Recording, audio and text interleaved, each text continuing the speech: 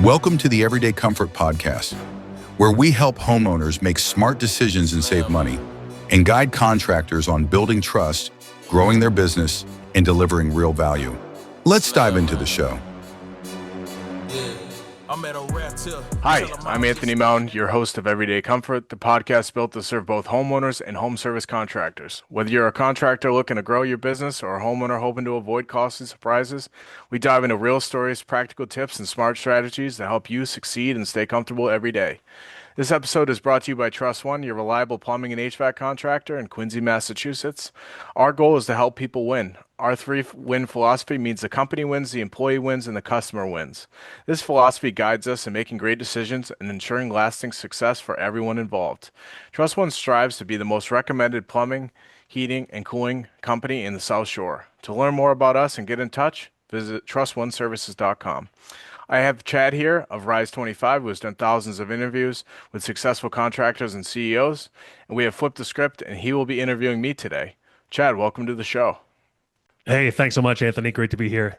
Hey, this is going to be kind of an interesting episode. So, in these types of interviews, I try to ask you questions that would apply to regular homeowners who have heating, cooling, plumbing issues, and your operations manager was kind enough to provide actual questions that customers have asked her, and I'm going to ask some of them to you. So these are questions from actual homeowners, and I believe they pretty much all involve plumbing. So are you ready? Mm-hmm. Okay. First question. My toilet flushes but later burps up the flushed material. What part do you think needs to be replaced? Yeah, so there's a couple things that could be going on. Either the trap inside the toilet itself is starting to clog up, and so that water's not fully going all the way down.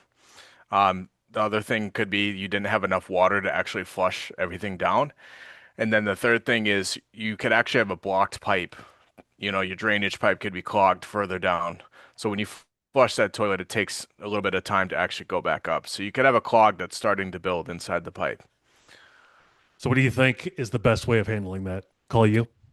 Yeah, or call a plumber, have them take a look at the toilet. If it's an older toilet, those older toilets, they don't flush as good as the newer toilets. The flushing mechanisms and water volume is a lot slower than newer toilets. So there could be an issue with your toilet itself, or your drainage. So if your drains are old, then you're definitely going to start building up over time.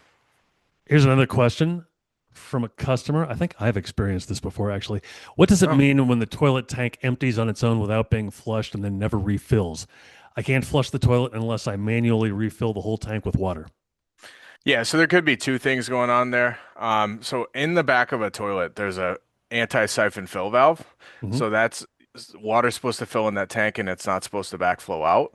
So those valves can get stuck in the inside of them. There's a little float. So when the water floats up on that fill valve, that's when it gets to the top, then it stops. That float could get stuck, or there's sediment or anything that could get stuck inside of that fill valve, causing it not to actually open to fill more water into your tank.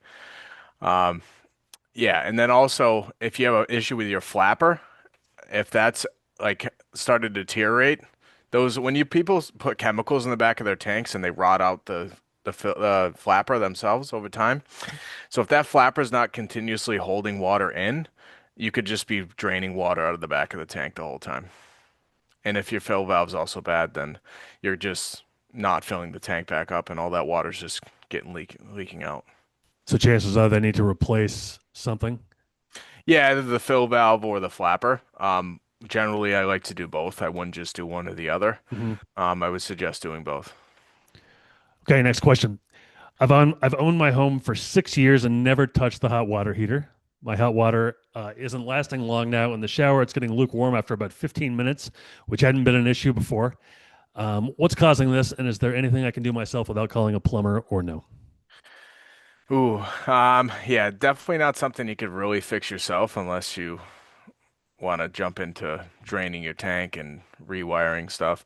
If you have electric water heater. So if you have an electric water heater, what's probably happening is there's two elements in a water heater. One that actually maintains the temperature in the tank and one that actually heats up the water in the tank. Mm-hmm. So if the one that heats up the water in the tank is working fine and the one that doesn't actually maintain the tank is bad, then that water is going to not last very long. So heat up that water, the water will sit in the tank for however long, and then it just runs out quickly because it's not maintaining the temperature in the tank.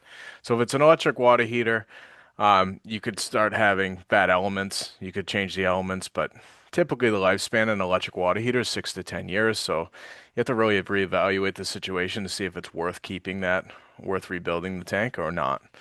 Um, if it's gas, um, you could be have an issue with your pilot. So if you notice that your pilot keeps going out or having to relight that, that's an issue that you'd probably know about. You wouldn't have any hot water at all.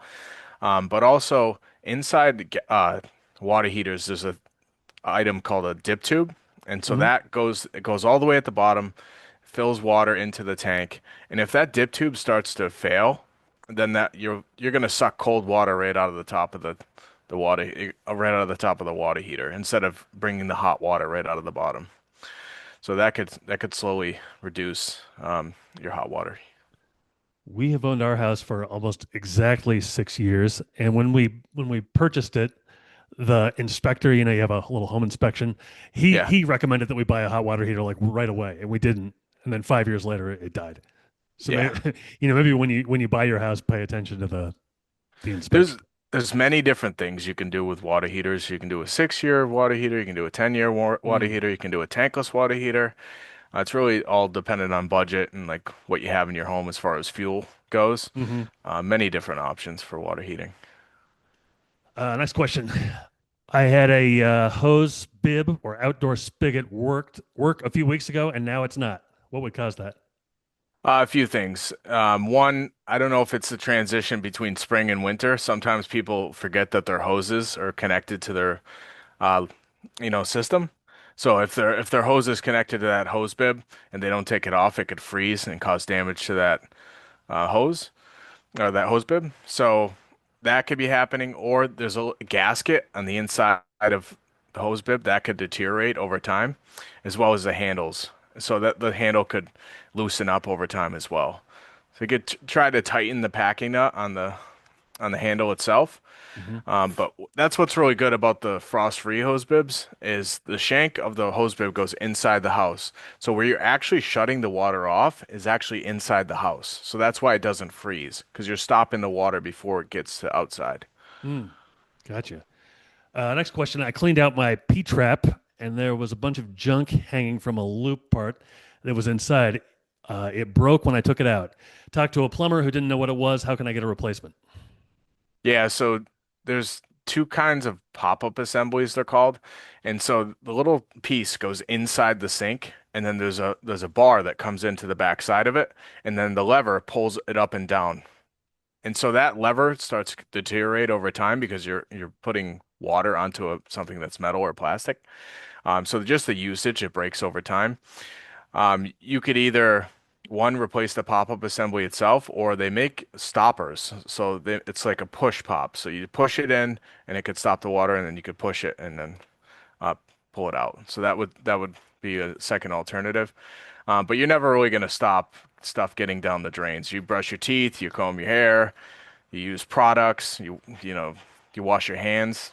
Your hands have stuff on them, so you're never going to really stop that. But having one of those, Home Depot has these little devices you can just put down the drain and pull up everything out. Mm, It's like a little drain cleaning thing. yeah, It's a plastic little piece and it's got hooks on them. So that would help you get all the hair and stuff out of your drain. good to know. All right, I think I've experienced this too, and it caused me just to call somebody else to put a toilet in. Replacing a Yep. toilet, and the old one won't budge. It's unscrewed. We cut through the caulk. The tank is off. Still won't move. How can I remove it? So you're probably gonna have to cut the bolts. So underneath the toilet, there's a flange. So that flange is connected to your plumbing system, whether it's cast iron or PVC or a different type of material. That flange is connected. It's usually screwed into the ground, hopefully. And then that toilet sits on, and sometimes those bolts they rust into that flange, and those things rust together. So one, you could cut the bolts, or two, they actually make a tool called a jam bar, and you Hmm. actually put that underneath and then tighten. It actually holds the bolt, and then you could unscrew the bolt off of the toilet itself. And then a third option too is when I replace toilets, I tilt them on their side because like you might have loosened it, you tilt it on the side, and then it puts pressure on that bolt, so you can actually loosen the bolt off. But yeah, you can cut those. I've had to cut them a few times because they get so rusted on there. But it's important to look at your flange too, because usually if it's that rusted, usually the flange underneath may need to be replaced as well. Okay. Next question from a customer. This is another great question that I've had too. I'm thinking about switching from a tank hot water heater to tankless. I did a bit of researching, and not only is the operating cost lower, but the initial cost and lifespan is lower too. Is there anything else I should be considering? The upfront cost is definitely not going to be less. The upfront cost will be more, but the other thing I would consider is maintenance. With these tankless water heaters, you're actually going to have to maintain them. You're going to have to do descalings. You're going to have to clean out the screens on the system. You're going to have to check all the safety devices. And then repairs, if you do have to repair them, they're going to be more expensive. Like a water heater, you kind of set it and forget it. 6 to 10 years, you know you're going to get that out of it, and you're not going to have to worry about it. With a tankless water heater, you do have to do maintenance on it, and then you might have to replace a few components on it, like an igniter, or just kind of maintenance items that go bad. But as far as saving space, saving energy, saving water, endless showers, a reliable, quiet system that works really well, tankless is a great way to go. Okay, good to know. Next question. We had a family member come and help us replumb a bathroom. During the process, we turned our hot water heater off at the breaker. Since doing this, I can't fill my bathtub 1/3 of the way before running out of water. This wasn't an issue before. Uh, They could, if they drain the tank down all the way, if you put electricity into a tank that's empty, you'll kill the elements.